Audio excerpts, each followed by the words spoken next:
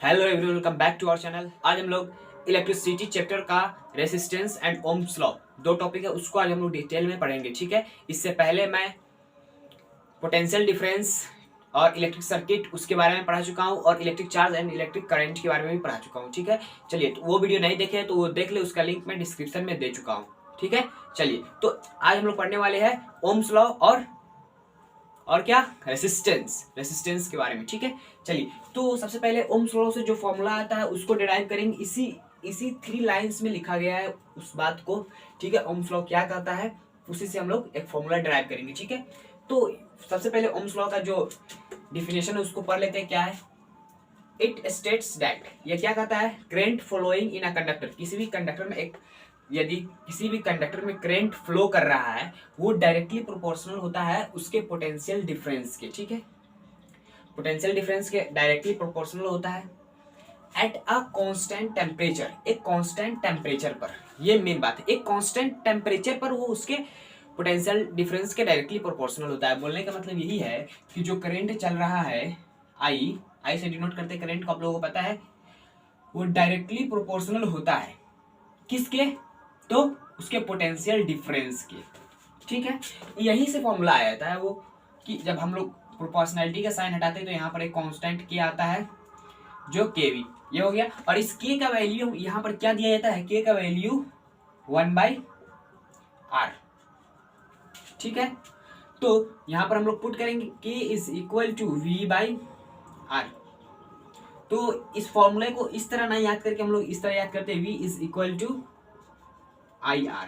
ये होता है ओम्स लॉ के द्वारा फॉर्मूला आया हुआ जो फॉर्मूला होता है। ठीक है, V is equal to IR। यहाँ पर जो R है, R वो क्या है, रेसिस्टेंस। इसके बारे में हम लोग आगे देखेंगे क्या होता है रेसिस्टेंस। रेसिस्टेंस को सीरीज में जोड़ा जाता है, कैसे उसका फॉर्मूला ड्राइव होता है, रेसिस्टेंस को जो पैरेलल में जोड़ा जाता है उसका फॉर्मूला कहाँ से आता है, वो सब हम लोग देखेंगे। ठीक है, और रेसिस्टिविटी भी देखेंगे। ठीक है, तो सबसे पहले हम लोग क्या देख लेते हैं कि ये फॉर्मूला जो हो गया, ये देखिए, इसमें कुछ नहीं है, जो करंट किसी कंडक्टर में फ्लो कर रहा है वो डायरेक्टली प्रोपोर्शनल होता है किसके? तो उसके पोटेंशियल डिफरेंस के। ठीक है, तो ये हो गया ओम्स लॉ। सिंपल है, बहुत सिंपल है, ये स्टेट याद रख रही है, फॉर्मूला हो जाएगा। ठीक है, उसके बाद हम लोग देखिए चलते हैं हम लोग किस चीज पर, तो रेसिस्टेंस पर। रेसिस्टेंस के बारे में हम लोग डिटेल में पढ़ते हैं। ठीक है, चलिए, तो हम लोग रेसिस्टेंस के बारे में देखते हैं। ठीक है, तो चलिए हम लोग रेसिस्टेंस के बारे में देखते हैं। यहां पर हम लोग देखेंगे क्या, रेसिस्टेंस, जिसको हम लोग कैपिटल R से डिनोट करते हैं। ठीक है, तो इसमें बात यही है कि रेसिस्टेंस का मतलब होता है रुकावट। किसी कंडक्टर में कितना मतलब करंट जो फ्लो कर रहा है, देखिए मान लीजिए ये वायर है। ठीक है, इस वायर में जब करंट फ्लो करता है, जब करंट फ्लो करेगा इसमें, तो जब करंट इधर जाएगा ना, तो इसको रोकने के लिए इस वायर में कितना इसमें बोला जाता है रेसिस्टिविटी। ठीक है, मतलब रेसिस्टेंस बोले तो इसको रोकने की क्षमता कितना है। जो हम लोग हीट हम लोगों को मिलता है, हीटर जो होता है, हीटर जिससे हम लोग आग तापते हैं, वहां पर क्या होता है कि जो करंट फ्लो कर रहा होता है इलेक्ट्रॉन, वहां पर जो इलेक्ट्रॉन होता है वो टकराता है, मतलब वायर में जो मटेरियल बना रहता है ना, एटम्स जो होता है, आप लोग जानते हैं एटम्स को। यहाँ पर न्यूक्लियस होता है, यहाँ पर एटम होता है, ये न्यूक्लियस होता है, ये ऑर्बिट होता है ना, पूरा एटम इसमें ऑर्बिट, इलेक्ट्रॉन रहता है यहाँ पर।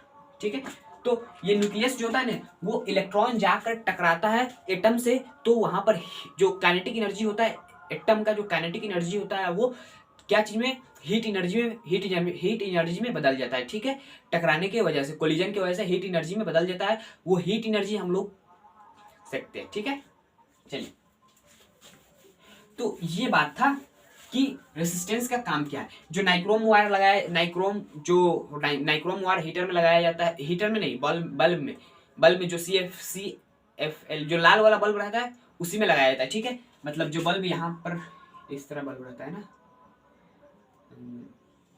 इस तरह रहता है ना, पता नहीं, इस तरह, मतलब इस तरह से रहता है, जहां से यहाँ ये वाला जो पार्ट है ना, ये नाइक्रोम का बना रहता है। नाइक्रोम यहाँ मतलब ये एलॉय होता है, निकल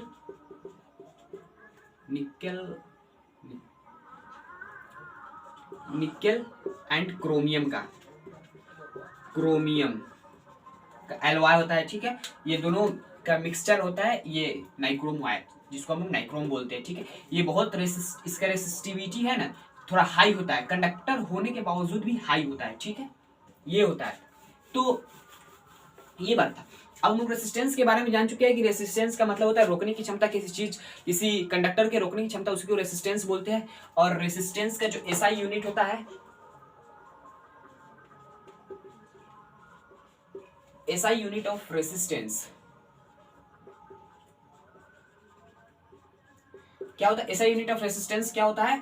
तो ओम, ओम, जिसको हम लोग डिनोट करते हैं क्या चीज से? इस तरह, थोड़ा अजीब है लेकिन इसी तरह डिनोट करते हैं, ठीक है, ओम, ठीक है। रेसिस्टेंस का एसआई यूनिट ये हो गया। अब बात ये आती है कि जो हम लोग फॉर्मूला पढ़े, ये V is equal to I R, ये ओम्स लॉ से आया है, ठीक है। रेसिस्टेंस का खुद का फॉर्मूला जो डिराइव नहीं किया गया, उसके मतलब उसके प्रॉपर्टी देखकर वहां से जो निकाला गया फॉर्मूला, उसको हम लोग देखेंगे। तो रेसिस्टेंस जो होता है ना, क्या चीज पर डिपेंड करता है? सबसे पहली बात कि यदि किसी वायर का लेंथ सबसे ज्यादा होगा, लेंथ ज्यादा होगा तो वहां पर रेसिस्टेंस ज्यादा होता है। तो यहां पर बात यह है कि यहां पर देखेंगे फैक्टर अफेक्टिंग रेसिस्टेंस, ठीक है। तो पहला फैक्टर क्या है? Length of the wire. देखिए, किसी वायर का, कोई भी वायर रहे, मतलब यहां से जब इलेक्ट्रॉन अंदर घुसेगा तो यहाँ टकराएगा, यहाँ टकराएगा, यहाँ टकराएगा, कहीं कहीं पे टकराते टकराते बाहर निकलेगा। तो मतलब बहुत ज्यादा टकराएगा ना, यहाँ से यहाँ तक लंबा डिस्टेंस ट्रेवल किया, टकराते मकराते आगे नहीं गया, ठीक है। उसके बाद यदि छोटा रहता तो हाल से निकल जाता, वहां पर हीट ज्यादा, मतलब इसके काइनेटिक एनर्जी हीट एनर्जी में ज्यादा नहीं बदलता, ठीक है, लेकिन ज्यादा लंबा होने की वजह से बहुत ज्यादा बदलेगा, ठीक है। तो लेंथ ऑफ द वायर सबसे पहले, जिसको हम लोग एल से डिनोट करेंगे, ठीक है, क्योंकि यहां से एक फॉर्मूला मैं डिराइव करने वाला हूं। और सेकेंड में क्या होता है? तो क्रॉस सेक्शनल एरिया, जिसको हम लोग ए से डिनोट करते हैं, ठीक। ये क्या होता है? क्रॉस सेक्शनल एरिया, ये इनवर्सली प्रोपोर्शनल होता है। ये डायरेक्टली प्रोपोर्शनल होता है रेसिस्टेंस के डायरेक्टली प्रोपोर्शनल होता है एल, लेकिन जो एरिया है ना वो इनवर्सली प्रोपोर्शनल होता है।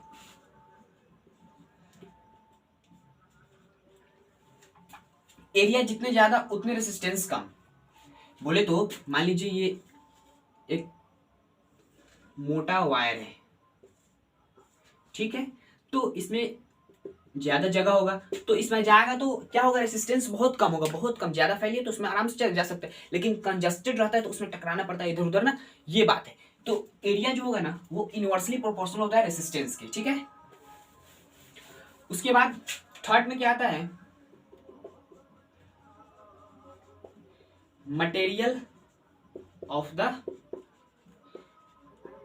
वायर, मतलब इसको हम लोग रो से डिनोट करते हैं। इस सिंबल का नाम है रो, RHO, रो, ठीक है।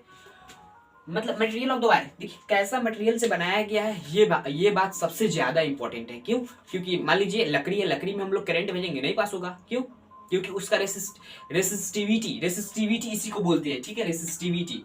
ये रो है ना, ये रो है ना, रो, इसको हम लोग क्या बोलते हैं? रेसिस्टिविटी, ठीक है, इसको रेसिस्टिविटी बोलते हैं। उसके बाद फोर्थ नंबर में क्या आता है? फोर्थ नंबर में आता है टेम्परेचर ऑफ द कंडक्टर।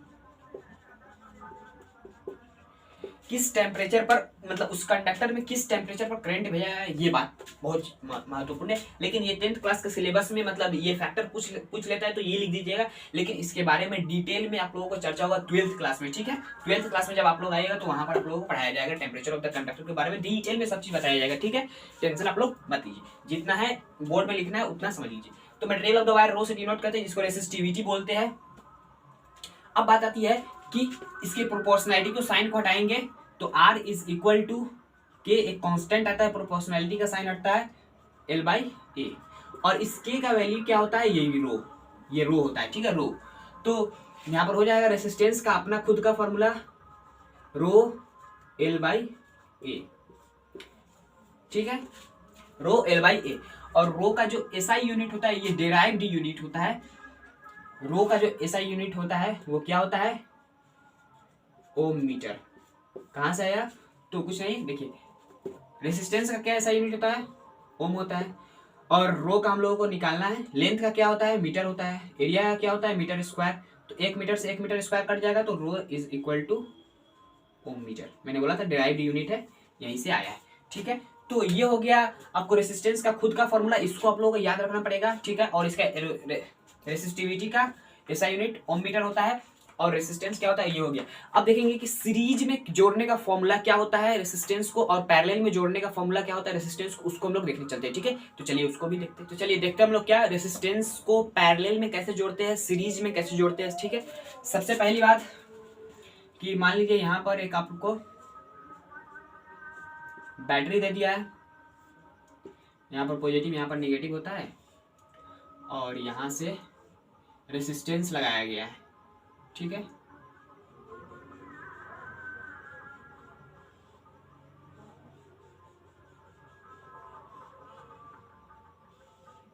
ठीक है, रेसिस्टेंस लगाया गया है, इस तरह हो गया। यहाँ से एक बल्ब लगाकर यहाँ पर एक स्विच लगा दिया, ऑन कर दिया।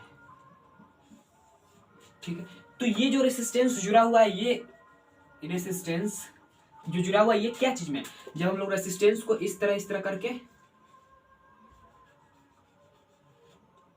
इस तरह जोड़ते हैं ना रेसिस्टेंस को, ये पैरेलल में होता है, एक दूसरे के पैरेलल है। सीरीज में किस तरह जुड़ता है, तो सीरीज में सिंपल इस तरह जोड़ देते हैं, ये एक रेसिस्टेंस हो गया, ये दूसरा रेसिस्टेंस हो गया, इस तरह सीरीज में होता है, एकदम सीरीज में। ठीक है, तो ये हो गया सीरीज पैरेलल की बात किस तरह होता है। अब बात कर लेते हैं सबसे पहली बात कि उसका फॉर्मूला, पैरेलल और सीरीज का फॉर्मूला डिराइव करने से पहले एक इंपॉर्टेंट बात है कि जब हम लोग यहाँ से करंट भेजते हैं, करंट जब हम लोग भेजते हैं इसमें, यहाँ से करंट जब चलता है आई करंट जब चलता है, यहाँ तक जब करंट आता है, तो पैरेलल में क्या होता है कि इधर कुछ करंट जाता है, इधर कुछ, मतलब यहाँ पर करंट बट जाता है। देखिए बात यह है कि सबसे पहला point, current is divide in parallel.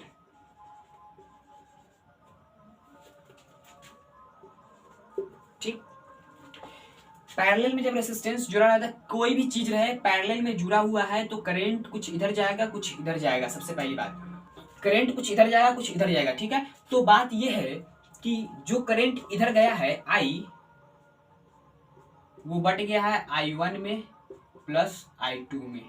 ठीक, ये बट गया है इधर। अब जो यहाँ से वोल्टेज जाता है V, यहाँ पर जाता है, तो यहाँ पर भी वोल्टेज V ही रहता है, यहाँ पर भी वोल्टेज V ही रहता है। ठीक है, तो बात यह है कि सेकेंड बात कि जो वोल्टेज होता है, voltage can not divide in parallel. ठीक, जो वोल्टेज होता है वो पैरेलल में डिवाइड नहीं होता है। ठीक है, तो जो वोल्टेज होता है वो V ही रहता है। ठीक, सबसे पहली बात ये आप लोगों को उसका जो रेसिस्टेंस का फॉर्मूला है उसको डिराइव करने में आसानी देगा। तो अब देखिए, अब हम लोग पैरेलल सीरीज को हटाते हैं, यहाँ पर पैरेलल को अब सीरीज वाला सिस्टम लगाते हैं। ये पैरेलल वाला था, यहाँ पर इस तरह हम लोग पैरेलल को सिंबल को डिनोट करते हैं, पैरेललोग्राम का इस तरह होता है ना, ये एक रेसिस्टेंस, ये दूसरा रेसिस्टेंस। ठीक है, अब बात क्या आते हैं कि जब सीरीज में जब वोल्टेज जाता है, तो यहाँ पर भी, यहाँ पर भी, यहाँ पर भी, यहाँ पर आके V1 हो जाता है, यहाँ पर V2 आ जाता है। मतलब वोल्टेज जो होता है ना, वोल्टेज बट जाता है, वोल्टेज बट जाता है किसमें, तो सीरीज में वोल्टेज बट जाता है। तो थर्ड बात ये है कि voltage is divide in series. और आप लोग समझ गए होंगे कि यहां पर जो करंट जाता है, करंट वो यहाँ पर भी उतना ही, यहाँ पर भी उतना ही होता है, यहाँ पर भी उतना ही होता है। देखिए जो सीरीज में होता है, बात हम लोग जान चुके हैं, सीरीज में क्या होता है कि जो वोल्टेज होता है वो V1 प्लस V2 में बढ़ जाता है, जो करेंट होता है वो सेम रहता है। तो current can divide in series, ठीक है। सीरीज में करंट डिवाइड नहीं होता है, ठीक है। तो चलिए हम लोग इस डायग्राम को मिटा लेते हैं। यहां से हम लोगों को रेसिस्टेंस का फॉर्मूला मिलेगा। कैसे? तो सबसे पहली बात कि हम लोग फॉर्मूला पढ़े V is equal to I R, ठीक है। V is equal to I R. तो सबसे पहले हम लोग सीरीज के बारे में देखते हैं, सीरीज के बारे में, ठीक है, सीरीज के बारे में। तो देखिए voltage is divide in series, series में क्या होता है, वोल्टेज डिवाइड हो जाता है, ठीक है। तो सीरीज में सबसे पहली बात वोल्टेज डिवाइड होता है, वोल्टेज सीरीज में क्या होता है V1 प्लस V2 में हो जाता है। और करंट क्या रहता है, करंट जो V1 वोल्टेज वाला उस लंग भी आई ही करंट रहता है, यहाँ पर भी आई ही करंट रहता है, दोनों जगह आई करंट रहता है। तो इस वाले टर्म को और इस वाले टर्म को लेकर हम लोग इसमें सब्सटीट्यूट कर देंगे, मतलब जोड़ देंगे। कैसे?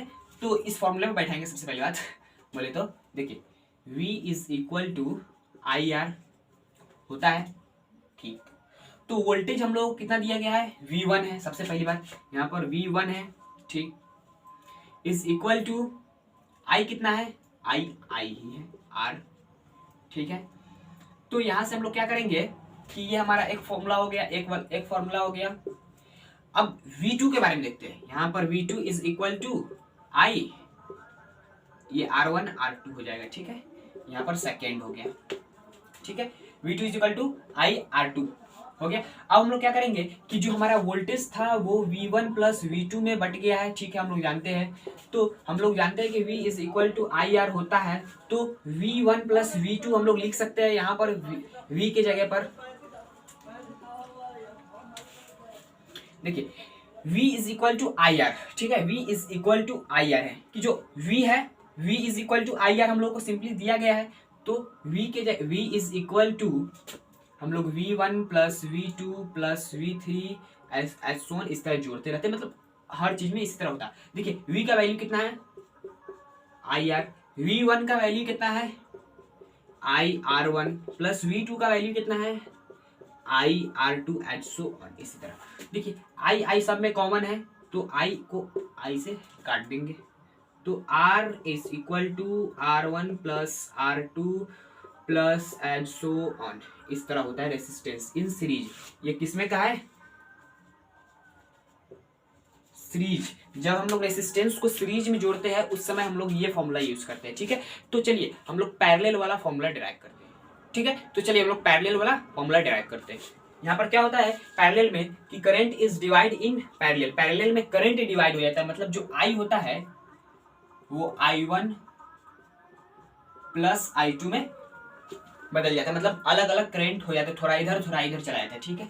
और जो वोल्टेज होता है वो V का V ही रहता है, V इसमें भी और V इसमें भी रहता है, ठीक है। तो यहां से हम लोग क्या बोल सकते हैं कि V is equal to I1 R1, V is equal to I2 R2, ठीक। हम लोग एक फॉर्मूला जानते हैं V is equal to I R, V is equal to I R. यहाँ पर बात ये है कि जो सब में वोल्टेज सेम है, ओके। तो हम लोग क्या करेंगे कि यहाँ पर जो होगा ना I is equal to V by R लिख सकते हैं, I is equal to V by R, ठीक है। यहाँ पर हो गया। अब हम लोग क्या करेंगे कि जो वोल्टेज है वोल्टेज सब में सेम है, ओके। तो यहाँ पर क्या करना है हम लोगों को कि जो I1 है is equal to V by R1 हो जाएगा, ठीक है। और I2 है जो V बाई R2 हो जाएगा, ठीक है। हम लोग जानते हैं कि I is equal to I1 plus R2 होता है, ठीक है, S1 इस तरह जाएगा। तो हम लोग क्या करेंगे I का वैल्यू यहाँ पर क्या मिला है V बाई R पुट कर देंगे यहाँ से, इज इक्वल टू I1 का वैल्यू कितना मिला है V by R1 plus V by R2, कहाँ से, तो V/R1 V/R2 as so on. तो V से V मर जाएगा, 1/R1 1/R is equal to 1/R1 plus 1/R2 as so on. ये आपका फॉर्मूला हो गया रेसिस्टेंस का इन पैरेलल। पैरेलल में हम लोग इस तरह जोड़ते हैं, पैरेलल में, ठीक है। तो इस तरह हम लोग पैरेलल में जोड़ते हैं रेसिस्टेंस को, ठीक है। ये फॉर्मूला सिंपल है ऐसो। इसके बाद प्लस 1/R3 1/R4 इस तरह जोड़ते चलते जाएंगे जितने भी रेसिस्टेंस हम लोगों को मिलेगा, ठीक है। चलिए तो आज के लिए इतना ही, ठीक है। तो आई होप आप लोगों को समझ में आया होगा। समझ में आया तो इस वीडियो को लाइक कर देना, चैनल पर नए हो तो चैनल को सब्सक्राइब कर देना। चलिए तो हम लोग चलते हैं। जय हिंद, जय भारत।